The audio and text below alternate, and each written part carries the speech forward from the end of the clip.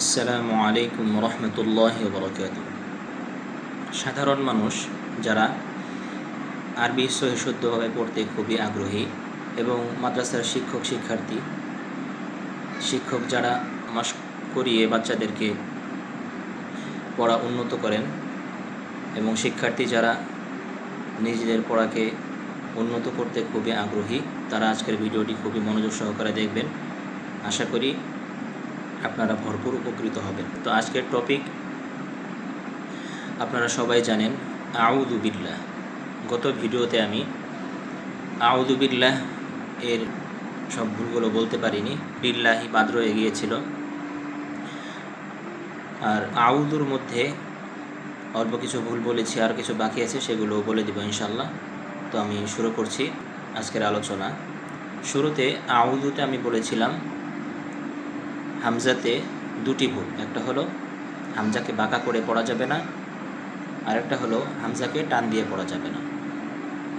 তৃতীয় আরেকটি ভুল হলো হামজাকে নরম করে পড়া যাবে না, হামজাটা হলো শক্ত করে পড়তে হবে। যেমন হাউযু, হা আ আ হলো শক্ত, আ আমরা অনেকে পড়ি হাউযু হাউ আ আ আ আ পড়ি না শক্ত করে। তো এক নাম্বার গেল হলো হামজাকে বাঁকা করে পড়া যাবে না, আউযু পড়া যাবে না।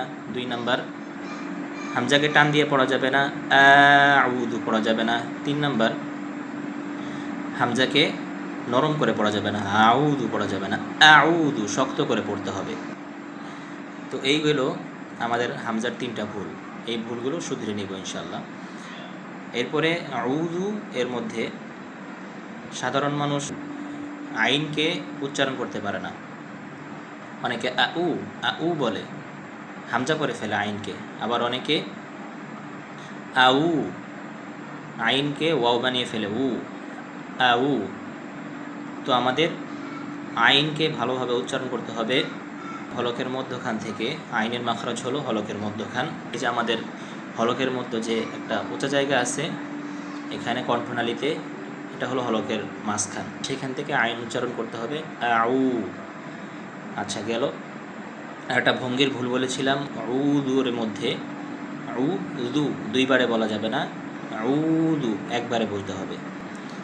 আর জালের মধ্যে একটা ভুল বলেছিলাম, সেটা হলো জালকে ল পড়া যাবে না, আউ পড়া যাবে না, আউযু পড়তে হবে পাতলা করে।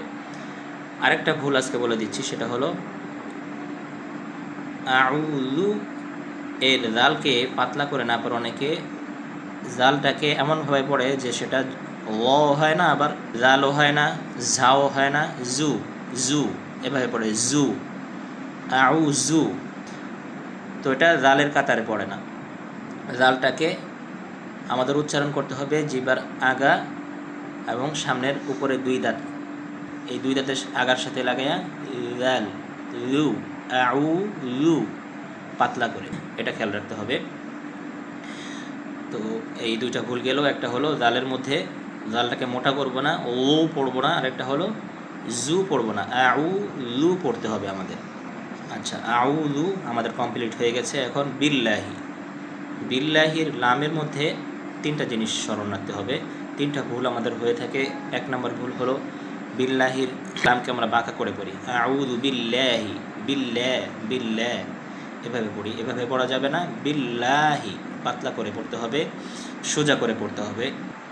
আর দ্বিতীয় নাম্বার ভুল হলো আমরা বিল্লাহি, আউযু বিল্লাহি মোটা করে পড়ি, আউযু বিল্লাহ বলা যাবে না, আউযু বিল্লাহ, লা পাতলা করে পড়তে হবে।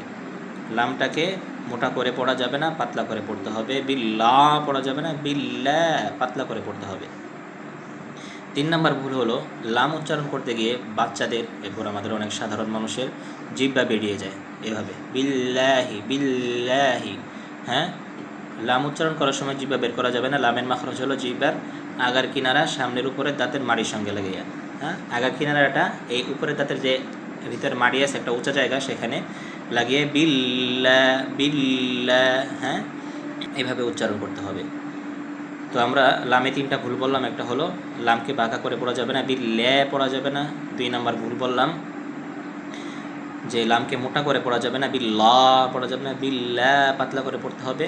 3 নাম্বার ভুল বললাম, যে লামকে জিহ্বা বের করে পড়া যাবে না, জিহ্বা ভিতরে রেখে জিহ্বার আগা দিয়ে ওই উপরের দাঁতের যে মাড়ি আছে সেখানে লাগিয়ে উচ্চারণ করতে হবে। তো বিল্লাহি, হ্যাঁ আচ্ছা গেল বিল্লাহির লাম। এরপরে হলো হা, বিল্লাহির হা। হার মধ্যে দুইটা বিষয় স্মরণ রাখতে হবে। একটা হলো বিল্লাহি, হি হাটাকে স্পষ্ট করে পড়তে হবে। আমরা কি করি, আউযু বিল্লাহি, বিল্লাহি, ই হাটা ইয়া হয়ে যায়, বিল্লাহি, বিল্লাহি স্পষ্ট করে উচ্চারণ করি না, যার কারণে হাটা পরিবর্তন হয়ে একদম ইয়া হয়ে যায়। তো এটা খেয়াল রাখতে হবে, হাকে স্পষ্ট করে উচ্চারণ করতে হবে, হাকে ইয়া পড়া যাবে না, বিল্লাহি। আবার অনেক সাধারণ মানুষ হাটাকে একবারে হ্যাঁ বানিয়ে ফেলে, হ্যাঁ, আউযু বিল্লাহি, হা এবং হা এর মধ্যে পার্থক্য করতে পারে না। আমাদের হা এবং হা এর মধ্যে পার্থক্য করতে হবে। হার মাখরাজ হলো হলকের শুরু, একবারে এইখানে কণ্ঠনালীর শুরু থেকে হা, হা। আর হা এর মাখরাজ হলো কণ্ঠনালীর মাঝখান থেকে হলকের মধ্যখান থেকে হ্যাঁ, হ্যাঁ। তো এখানে হলো হা, হলকের শুরু হতে, হ্যাঁ এটা আমাদের ঠিক করে পড়তে হবে, আউযু বিল্লাহি। তো হায়ের মধ্যে দুইটা ভুল বললাম, একটা হলো হাকে স্পষ্ট করে পড়তে হবে, হা ইয়া পড়া যাবে না, বিল্লাহি পড়া যাবে না, বিল্লাহি পড়তে হবে। 2 নাম্বার, বিল্লাহির হাটাকে হ্যাঁ পড়া যাবে না, হ্যাঁ, বিল্লাহি না, হা এবং হ্যার মাঝে পার্থক্য করতে হবে, বিল্লাহি পড়তে হবে। তো আমাদের আজকের আলোচনা এতটুকুই। আউযু বিল্লাহি এর মধ্যে আমরা কতগুলো ভুল বললাম আপনারা গুনে দেখবেন। আশা করি এগুলো যদি আপনারা ঠিক করে ফেলেন তাহলে সহি শুদ্ধ হবে, আউযু বিল্লাহি আপনারা উচ্চারণ করতে পারবেন একেবারে সহি শুদ্ধভাবে। আল্লাহ পাক আমাদের তৌফিক দান করুন, আমিন।